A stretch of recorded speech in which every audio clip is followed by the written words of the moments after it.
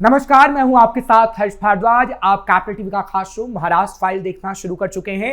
बात सबसे पहले करेंगे उद्धव ठाकरे और राज ठाकरे के बीच उस वॉर की जिसे खोखा वॉर कहा जा रहा है। फिर आपको बताएंगे किस तरीके से उद्धव ठाकरे का मुस्लिम प्रेम फिर जाग उठा है। अबू आजमी के वो जहरीले बोल भी आपको दिखाएंगे जो उन्होंने बोला तो हड़कंप मच गया। साथ ही साथ तारिक रहमान की जीत पर कैसे गदगद हुई प्रियंका चतुर्वेदी और किस तरीके से बीजेपी पर किया कटाक्ष, वो तस्वीर भी आपको दिखाएंगे। और फिर बात होगी लातूर पिटाई मामले पर गरमाई सियासत की। लेकिन उससे पहले एक नजर टॉप हेडलाइन पर। उद्धव ठाकरे की शिवसेना और राज ठाकरे की एमएनएस के बीच शुरू हुआ खोखा वॉर, दोनों गठबंधन में पैदा हुई दरार। फिर दिखा उद्धव का मुस्लिम प्रेम, इकबाल को बनाया मेयर तो भड़की बीजेपी, पूछा कहां गया हिंदुत्व। अबू आजमी ने सरकार पर बोला हमला, कहा 2014 के बाद से मुसलमान के खिलाफ बढ़ी नफरत। भारत बांग्लादेश के रिश्ते फिर होंगे मजबूत, तारिक रहमान की जीत पर बोली प्रियंका चतुर्वेदी। लातूर पिटाई मामले पर सियासत कर उद्धव को बोला टोपी पहनकर सफर करना हुआ मुश्किल। खबरों में सबसे पहली बात करते हैं उद्धव ठाकरे और उनके भाई राज ठाकरे के बीच विवाद की। दरअसल उद्धव ठाकरे की शिवसेना और राज ठाकरे की महाराष्ट्र नवनिर्माण सेना यानी मन से गठबंधन के बीच दरार पैदा हो गई है। दोनों पार्टियों के नेता एक दूसरे पर आरोप प्रत्यारोप लगा रहे हैं। दरअसल हाल ही में शिवसेना यूबीटी ने चंद्रपुर महानगर पालिका में बीजेपी के साथ मिलकर सत्ता स्थापित की। इस समर्थन के एवज में शिवसेना यूबीटी को 1.25 साल के लिए मेयर पद देने का भरोसा बीजेपी ने दिया है। राज ठाकरे की पार्टी एमएनएस के नेता संदीप देशपांडे ने आरोप लगाया कि इस समर्थन के बदले शिवसेना यूबीटी के हर पार्षदों को एक खोखा यानी 1 करोड़ रुपए दिए गए हैं। शिवसेना यूबीटी ने इस आरोप पर ऐतराज जताते हुए कहा कि एमएनएस के आरोप झूठे हैं, दम है तो सबूत पेश करें। इस पर संदीप देशपांडे ने पलटवार करते हुए ट्वीट कर लिखा है कि जिस दिन आप जनता को 50 खोखा यानी 50 करोड़ का सबूत देंगे, उस दिन मैं भी 100% चंद्रपुर में हुए एक खोखा का सबूत दूंगा। वहीं शिवसेना यूबीटी के चंद्रपुर डिस्ट्रिक्ट प्रेसिडेंट संदीप गिरहे ने देशपांडे पर पलटवार करते हुए कहा कि अगर एमएनएस लीडर ये सबूत पेश करती है कि कॉर्पोरेटरों को पैसे मिले हैं तो इस्तीफा दे देंगे। गिरहे ने लोकल कांग्रेस लीडर्स पर जिले में उद्धव गुट की शिवसेना के पदाधिकारियों की बेइज्जती करने का भी आरोप लगाया। शिवसेना में बगावत के बाद ठाकरे सेना ने आरोप लगाया कि बीजेपी ने हर विधायक को 50 करोड़ के लिए विधायकों ने उद्धव की सरकार को गिरा दिया। यूबीटी की तरफ से बकायदा नारा गढ़ा गया और वो प्रचलित भी हो रहा है कि 50 खोखे एकदम ओके। शिवसेना उद्धव गुट ने 50 करोड़ लेने का आरोप तो शिंदे सेना के विधायकों पर लगाया, लेकिन अचानक सबूत पेश नहीं कर पाई, जिसका वो जिक्र कर रही थी कि वो सबूत पेश करेगी। इसी को मुद्दा बनाते हुए मैंने उद्धव सेना पर तंज कस रही है। बता दें कि चंद्रपुर म्युनिसिपल कॉर्पोरेशन में अपने मेयर कैंडिडेट को जिताने में कामयाब हो गई शिवसेना ने बीजेपी का समर्थन किया, जबकि कांग्रेस यहां सबसे बड़ी पार्टी बनकर उभरी थी। कांग्रेस यहां सिर्फ 1 वोट से हार गई और इसलिए अब उद्धव ठाकरे और राज ठाकरे के बीच लड़ाई चल रही है। महाराष्ट्र की सियासत में एक बार फिर हिंदुत्व बनाम तुष्टीकरण की बहस छिड़ गई है। परभणी महानगर पालिका के चुनाव में उद्धव ठाकरे गुट वाली शिवसेना यानी यूबीटी ने एक बड़ा सियासी दांव खेलते हुए सैयद इकबाल को मेयर चुना है। उद्धव गुट के इस फैसले ने महाविकास आघाड़ी की एकता को दिखाया, लेकिन भारतीय जनता पार्टी को हमला करने का एक बड़ा मौका दे दिया। बीजेपी ने उद्धव ठाकरे की पार्टी को उनकी बदलती विचारधारा पर हमले किए। परभणी में उद्धव की गुट को कांग्रेस की मदद मिली। मेयर चुनाव में महाविकास आघाड़ी का समीकरण पूरी तरह सफल रहा। सैयद इकबाल को कुल 39 वोट मिले और उन्होंने मेयर पद पर कब्जा जमाया। जीत के इस गणित में उद्धव गुट के पास अकेली बहुमत नहीं था। उन्हें शिवसेना के 25, कांग्रेस के 12, एनसीपी यानी शरद गुट का 1 और 1 निर्दलीय पार्षद का समर्थन मिला। बीजेपी ने एड़ी चोटी का जोर लगाया, लेकिन उनका उम्मीदवार हार गया। बीजेपी के प्रत्याशी तिरुमाला खिल्लारे को महज 26 वोटों से संतोष करना पड़ा। वहीं डिप्टी मेयर पद पर कांग्रेस का कब्जा गठबंधन धर्म निभाते हुए उद्धव गुट ने डिप्टी मेयर का पद कांग्रेस को दे दिया। कांग्रेस के गणेश देशमुख 37 वोटों के साथ उप मेयर चुने गए। वहीं श्रेष्ठ में खड़ी एनसीपी की नाजिमा अब्दुल रहीम को 27 वोट मिले और उन्हें हार का सामना करना पड़ा। बीजेपी ने मुस्लिम मेयर चुने जाने के बाद उद्धव पर हमला बोला है। सैयद इकबाल के मेयर बनते ही बीजेपी ने मोर्चा खोल दिया। बीजेपी नेताओं का आरोप है कि बाला साहेब ठाकरे की शिवसेना अब पूरी तरीके से बदल चुकी है। उनका कहना है कि सत्ता में बने रहने और वोट बैंक की राजनीति के लिए उद्धव ठाकरे ने हिंदुत्व के मुद्दे को पीछे छोड़ दिया है। परभणी के नतीजों को बीजेपी अब राज्य भर में उद्धव ठाकरे के खिलाफ एक हथियार के रूप में इस्तेमाल करने की तैयारी में है और ये बता रही है कि कैसे हिंदुओं का अपमान उद्धव लगातार कर रहे हैं। बात अब होगी अबू आजमी की, क्योंकि महाराष्ट्र में समाजवादी पार्टी के नेता अबू आसिम आजमी ने मुसलमानों की स्थिति को लेकर देवेंद्र फडणवीस पर तंज कसा और कई आरोप लगाए हैं।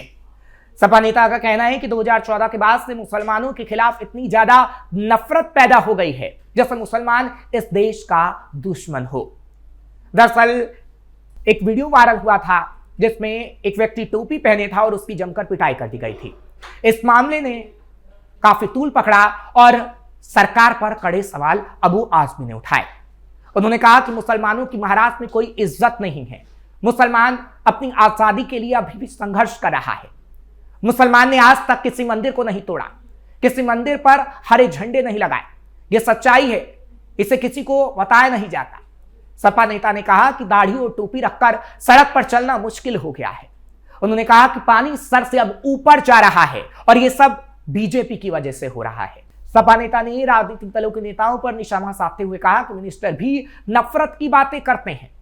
इसके पहले ट्रेन के अंदर एक पुलिसकर्मी ने मुसलमान को ढूंढ ढूंढ कर गोली मारी थी। उन्होंने कहा कि यह देश के लिए बहुत नुकसानदेह है। अब आसिम आजमी ने कहा कि सरकार से कोई उम्मीद ही नहीं है। यह भैंस के आगे बीन बजाव वाली स्थिति है। अब तो सिर्फ कोर्ट पर ही हम निर्भर हैं कि वो ऐसी सजा दे जिससे ऐसा करने वालों के खिलाफ एक उदाहरण सेट हो जाए, आगे कोई ऐसा कर ना पाए। अबू आजमी ने कहा कि मुसलमान 100% सुरक्षित नहीं है, खासतौर पर महाराष्ट्र में। हर रोज देख रहे हैं कि टोपी और दाढ़ी देखकर उन्हें परेशान किया जा रहा है। इसके पीछे वही लोग हैं जो 2014 में सरकार में आए और उसके बाद अब तक सरकार में हैं।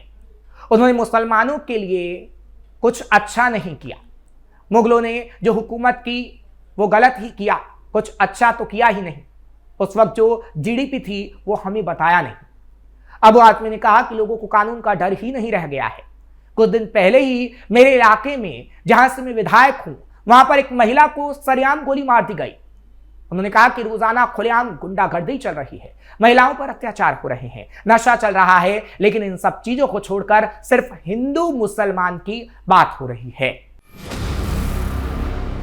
अब बात करते हैं प्रियंका चतुर्वेदी की, यानी शिवसेना उद्धव गुट के सांसद की। दिल्ली में यूबीटी की सांसद प्रियंका चतुर्वेदी ने बांग्लादेश के चुनावी घटनाक्रम को खास तौर पर यह कहा है कि जब बीएनपी वहां जीत गई है तो भारत को खुश होना चाहिए और खुलकर अपनी बात रखी है। उन्होंने एक तरफ बांग्लादेश में नई जिम्मेदारी संभालने वाले नेता को बधाई दी तो दूसरी तरफ संसद सत्र को लेकर गंभीर सवाल भी उठाए। बांग्लादेश के चुनावों को लेकर उन्होंने कहा, मैं तारिक रहमान को बधाई देती हूं। मुझे उम्मीद है कि बांग्लादेश ने उन्हें जो बड़ी जिम्मेदारी सौंपी है, जो उन्हें इतने प्रदर्शनों के बाद मिली है और जिस दौरान अर्थव्यवस्था भी प्रभावित हुई है, वो लोकतंत्र को बहाल करेंगे और भारत बांग्लादेश संबंधों को फिर से मजबूत करेंगे। मुझे आशा है कि जब लोकतंत्र बहाल होगा तो हमारे लंबे समय से चल आ रहे संबंध फिर से गति पकड़ेंगे और इस क्षेत्र में जितने भी नकारात्मक प्रभाव हैं उसे खत्म करेंगे। पाकिस्तानी से कोई ताल्लुकात नहीं रखेंगे, यानी पाकिस्तान से खासतौर पर कोई रिश्ता नहीं होगा, ऐसा हम कहीं ना कहीं उम्मीद कर सकते हैं। उन्होंने कहा कि भारत और बांग्लादेश के संबंध और मजबूत होंगे। वहीं बजट सत्र को लेकर भी प्रियंका चतुर्वेदी ने कटाक्ष किया है। हालांकि संसद सत्र को लेकर प्रियंका चतुर्वेदी ने कहा, मैं कहूंगी कि जिस तरह हर नियम का उल्लंघन हुआ और संवैधानिक अधिकारों को कमजोर करने की कोशिश की गई, उसके कारण यह सत्र इतिहास के पन्नों में दागदार अक्षरों में लिखा जाएगा। विपक्ष के नेता की आवाज दबाने का प्रयास किया गया। उन्होंने आगे कहा, देश की प्रधानमंत्री ने महिलाओं और महिला सांसदों पर आरोप लगाया। हमने स्पीकर के खिलाफ अविश्वास प्रस्ताव पारित होते देखा और जिस तरह की भाषा का इस्तेमाल हुआ वो बेहद दुर्भाग्यपूर्ण था। एक सांसद ने खड़े होकर पूर्व प्रधानमंत्रियों के खिलाफ घृणित आरोप लगाए। ये सब देखना बेहद अफसोसजनक और शर्मनाक था। उन्होंने आगे कहा कि पूर्व सेना प्रमुख द्वारा लिखी गई एक किताब के खिलाफ एफआईआर दर्ज करना और उसे आपराधिक कृत्य बताना भी दुर्भाग्यपूर्ण रहा। इस पूरे घटनाक्रम में मीडिया की भूमिका भी कम नहीं रही। मुझे उम्मीद है कि दूसरे सत्र में व्यापक चर्चा होगी। खबरों के आखिर में बात लातूर से जुड़े उस विवाद की जिस पर सियासत हो रही है। महाराष्ट्र के लातूर से जुड़े कथित पिटाई मामले को लेकर शिवसेना के प्रवक्ता यानी यूबीटी के प्रवक्ता आनंद दुबे ने केंद्र और राज्य सरकार पर तीखा हमला बोला है। उन्होंने कहा कि देश में ऐसा माहौल बनता जा रहा है जहां धर्म और जाति के नाम पर लोगों को निशाना बनाया जा रहा है। दुबे ने एक पुराने गीत की पंक्तियां याद दिलाते हुए कहा, न तू हिंदू बनेगा न मुसलमान बनेगा, इंसान की औलाद है इंसान बनेगा। उन्होंने आरोप लगाया कि भारतीय जनता पार्टी और महायुति की सरकार के दौर में समाज में नफरत की बाढ़ सी आ गई है और महाराष्ट्र में तो खास तौर पर जिसे कम करना होगा और आपस में मिलकर रहना होगा। आनंद दुबे ने कहा कि अगर महाराष्ट्र से खासकर लातूर से कोई व्यक्ति टोपी पहनकर ट्रेन में सफर कर रहा है और उसे पीटा जाता है तो ये बेहद गंभीर बात है। ऐसे सफर करना खतरे से खाली नहीं। उनके मुताबिक ना महाराष्ट्र सुरक्षित है, ना महाराष्ट्र के बाहर लोग सुरक्षित हैं, ना हिंदू सुरक्षित हैं, ना मुसलमान सुरक्षित हैं। उन्होंने सवाल उठाया कि जब सरकार सबका साथ सबका विकास की बात करती है तो फिर धर्म के नाम पर लोगों को क्यों निशाना बनाया जा रहा है। दुबे ने कहा कि अगर लोग एक दूसरे को पकड़ पकड़ कर मारेंगे पीटेंगे तो ये देश और समाज किस दिशा में जाएगा। दुबे ने बीजेपी के कुछ नेताओं के बयानों को भी विवाद की जड़ बताया। उन्होंने कहा कि हेमंत बिस्वा शर्मा और गिरिराज सिंह जैसे नेताओं के बयान हिंदू मुस्लिम के बीच खाई पैदा करने की कोशिश करते हैं और उनके बीच विभाजन पैदा करते हैं, नफरत उगली जाती है, माहौल पूरी तरीके से दूषित किया जाता है। महाराष्ट्र पहले में आज के लिए बस इतना ही। कल फिर आपसे मुलाकात होगी महाराष्ट्र की कुछ खास खबरों के साथ। खबर आपको कैसी लगी कमेंट सेक्शन में जरूर बताएं। खबर को लाइक शेयर करें, कैपिटल टी को सब्सक्राइब करना मत भूलिएगा। कल फिर आपके सामने हाजिर होंगे। मुझे इजाजत दीजिए, नमस्कार।